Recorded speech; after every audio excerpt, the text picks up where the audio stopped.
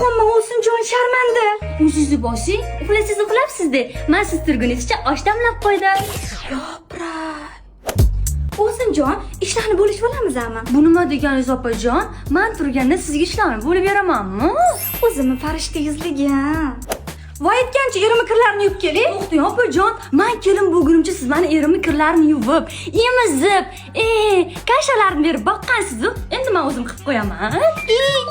Bilaman, dazmollab ham qo'yish kerak. Voy, siz ham rosa charchab ketdingiz-a. Yo'q, men bu uyga sizni itdek xizmatingizni qilish uchun kelganman-ku, opajon. Voy. Ha, hali ham uxlab yotibsizmi? Bugun uylarni tozalash siz egalingiz-ku, idishlarni yuvib qo'ying. Tushim ekan-u.